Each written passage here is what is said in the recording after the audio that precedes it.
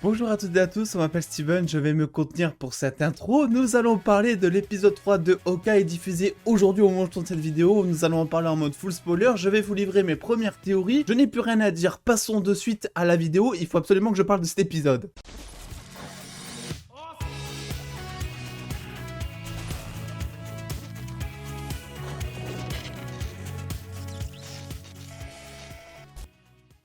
Bon, passons au sujet principal de cette vidéo. Le caïd de Vincent D'Onofrio, ben voilà, is here, on l'a vu. Enfin, selon moi, on l'a vu. Alors, on va être en mode un peu fanboy dans cette vidéo, je préviens, parce que le caïd est un personnage que j'apprécie énormément dans la série Daredevil Netflix notamment. Vincent D'Onofrio qui est pressenti pour être de retour dans Hawkeye seulement à partir des 2 derniers épisodes apparemment. Mais je pense que là, le bouton de manchette que l'on a vu ici, la grosse main en costard noir, etc.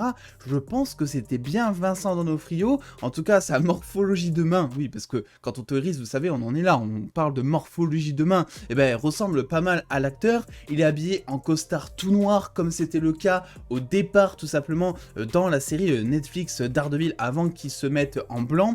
Bon, on sait que ça sera pas lié, en tout cas, ça a l'air, voilà, d'après les rumeurs, ça sera un soft reboot, donc ça voudrait dire que on reprendra pas l'histoire des personnages telle qu'elle était dans la série Netflix, mais je pense que le bouton de manchette, la morphologie de la main, le costard assez classe tout noir, le fait qu'on parle de l'oncle qui est hyper puissant et qui cherche à se développer depuis le début, et on apprend même que le caïd a combattu Ronan par le passé, c'est trop pour moi. C'est trop pour moi les gars, ça y est, le caïd est de retour, je pense que c'est lui qu'on a vu, je pense que c'est lui qui est au-dessus de cette fameuse tracksuit mafia comme je vous l'avais dit. Alors par contre il y a quelques changements et on va être amené à parler de l'épisode au travers de ces premières théories vite fait à chaud, même si j'aurai l'occasion certainement d'y revenir un peu plus tard sur la chaîne. Ils ont changé le personnage de Echo, son origin story, ils l'ont adapté. Ils l'ont adapté dans le sens où déjà on apprend que Casey, je crois, donc le fameux clown, a l'air d'être un peu l'espèce de frère adoptif tout simplement de Echo, donc avec pour père adoptif, ou en tout cas ils appellent ça l'oncle dans la série,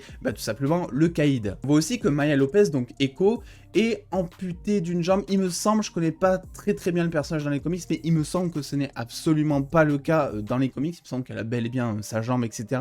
Bon, ça c'est juste un petit détail. J'ai adoré le côté aussi où il faut vraiment qu'elle se confronte au monde de par sa surdité, il faut qu'elle laisse tomber tout ce qui est implant auditif, etc. Parce que c'est comme ça qu'on l'a éduquée, elle n'a pas eu le choix, et elle fait même la leçon à Hawkeye là-dessus, Hawkeye qui est considéré comme un faible parce que justement il a cet appareil auditif, et moi j'ai trouvé ça vraiment incroyable, et ça te montre cet épisode de par le fait que on te développe pendant les 5-6 premières minutes de l'épisode le personnage de Echo au travers d'une origin story, au travers de son enfance qui était d'ailleurs très touchante. Ça te montre que Echo n'est pas la véritable méchante et que c'est bel et bien un anti-héros, parce que quand on cherche à personnaliser autant et à faire comprendre autant un personnage dès le départ comme ça au bout du 3e épisode, c'est généralement pour te faire comprendre ensuite que Echo, elle est pas si méchante que ça, et puis de toute façon elle va avoir droit à sa propre série et tout après. Donc si vous voulez mon avis, on va bel et bien apprendre que Echo n'est pas si méchante que ça, comme c'était le cas dans les comics, parce que bon, petite trame vite fait, dans les comics, le père d'Echo se fait tuer, comme c'est le cas finalement dans la série.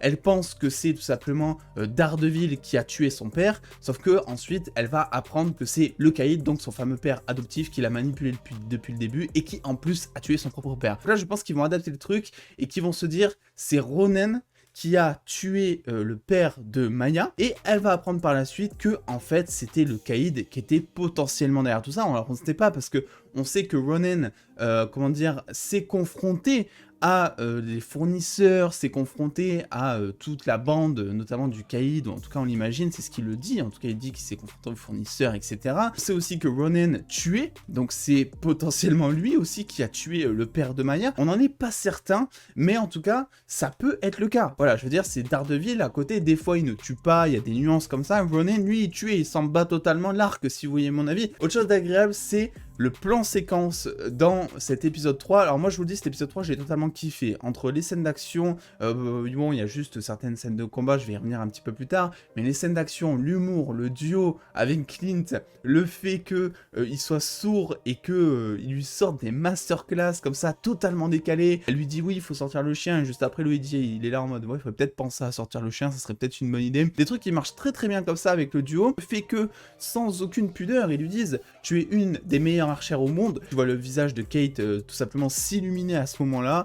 Bon, c'était plutôt très sympa cet épisode. Et concernant les scènes de combat, c'est vrai que j'ai l'impression que, si vous voulez mon avis, en fait, Clint, ou en tout cas son interprète Jeremy Renner, commence peut-être à être un peu vieux, je ne sais pas, et du coup tu sens que les scènes d'action, les scènes de combat, notamment les chorégraphies sont un peu molles, tu vois, au niveau de sa souplesse quand il se bat, même s'il a appris la chorégraphie par cœur certainement, il a pas l'air dans son élément, et du coup ça crée presque une espèce de gêne pendant les scènes de combat, parce que c'est un espion, et du coup bah, il est censé être hyper à l'aise avec tout ce qui est souplesse, avec tout ce qui est chorégraphie de combat justement. Ils en font aussi des caisses avec son arc, bon la scène des flèches dans la voiture était très drôle honnêtement, et puis ça te permet d'apprendre aussi tout l'arsenal d'Hawkeye qu'on n'avait pas nécessairement beaucoup vu jusqu'à présent. Je trouvais ça génial, le fait de voir qu'ils aient adapté l'espèce de particules PIM dans une flèche, je trouvais ça super intelligent, super malin, mais c'est vrai qu'après, voilà, toutes les scènes au ralenti de Hawkeye, notamment au moment où il va détacher Kate Bishop, notamment au moment aussi où il tue un ennemi par derrière et pendant 2 heures tu le vois prendre la pause, etc. Je trouve qu'ils s'en font vraiment des caisses, je trouve que ça perd le personnage justement parce que t'as l'impression que en fait il se la pète presque, notamment la scène où il tue un ennemi par derrière, t'as l'impression que pour lui c'est un truc de ouf, alors justement ça devrait être un truc normal, tu vois, ça devrait enchaîner comme ça pour te montrer à quel point il arrive à faire des trucs hyper vite, etc. Donc moi c'est juste, depuis 3 épisodes maintenant, et je vous l'ai dit pour les 2 premiers aussi, je trouve que les chorégraphies de combat sont pas tip top, c'est très cuté pour notamment inclure les doublures cascades. En plus, Hawkeye, c'est un mec qui saute partout, voilà, il se prend des coups, etc. Donc c'est un peu normal aussi, je lui jette pas la pierre. J'avais oublié de vous le dire aussi pour les 2 premiers épisodes, mais j'adore le thème musical de Hawkeye, que ce soit le générique qu'on avait eu dans le premier épisode, ou même là, durant cet épisode, notamment durant les scènes de combat, on a tout le thème orchestral de Hawkeye, assez marquant, et que même il reste en tête. Donc c'est un petit peu ça le but d'un thème musical généralement dans un film. Et là je dois dire qu'ils ont plutôt bien réussi la chose. Il y a des théories aussi qui évoluent dans ma tête, notamment concernant le beau-père de Kate, alias Swordman, on l'imagine. Alors déjà je pense que voilà, on le sait, ce n'est absolument pas dans cette série le mentor de Hawkeye. Alors soit il le cache à Kate Bishop, soit ça ne l'est tout simplement pas, parce qu'au moment où elle lui parle de son beau-père, bah, il le reconnaît pas, enfin il y a zéro lien on dirait entre les deux. On sait que Hawkeye par le passé et même dans le présent cache beaucoup de choses autour de sa vie privée, donc c'est aussi possible que ce soit vraiment son mentor aussi comme dans les comics, mais j'en doute un petit peu et je pense qu'ils vont adapter la chose différemment. Et maintenant, là où je vous disais que dans les 2 premiers épisodes je voyais beaucoup Swordman pas en tant que grand méchant mais en tant que antagoniste secondaire on va dire, qui grâce à sa ruse etc pouvait faire certaines choses et pouvait impacter l'histoire, maintenant je vois beaucoup plus en fait la mère de Kate en tant que plus méchante que Swordman, dans le sens où t'as un gros plan sur les épées chez la mère de Kate, et ensuite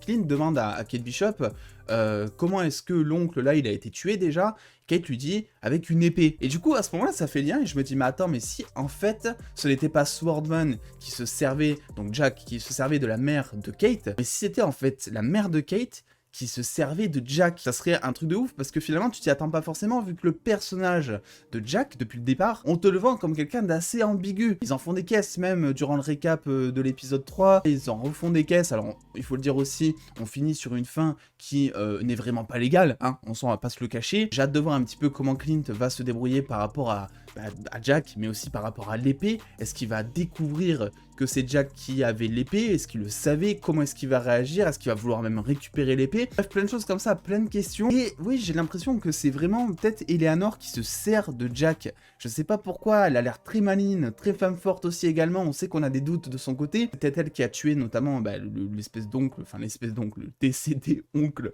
de Jack notamment. Ça me fait penser qu'il pourrait y avoir plusieurs retournements de situation.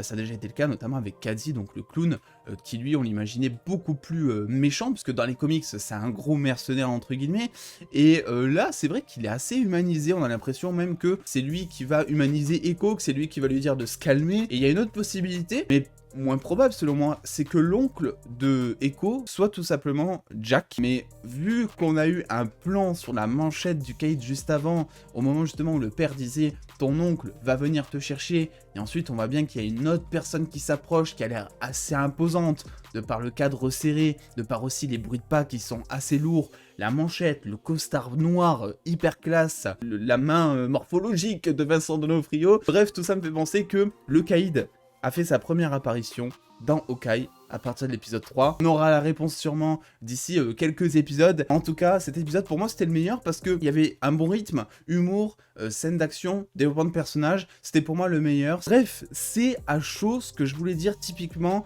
concernant Hawkeye. Il y a évidemment plein de choses. Cet épisode était incroyable pour moi. C'est assez long à démarrer. Là, on sent vraiment qu'avec cet épisode, ça y est, il y a un bon rythme. Ça commence, les intrigues, les personnages. C'est normal, vous me direz, on a la moitié de la saison maintenant. Il y a 6 épisodes. Mais ça fait plutôt plaisir.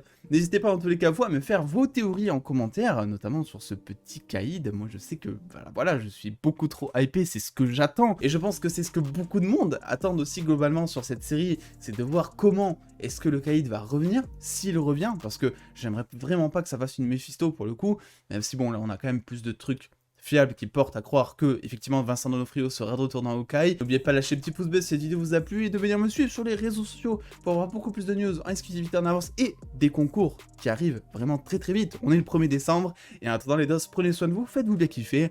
Des bisous les dos.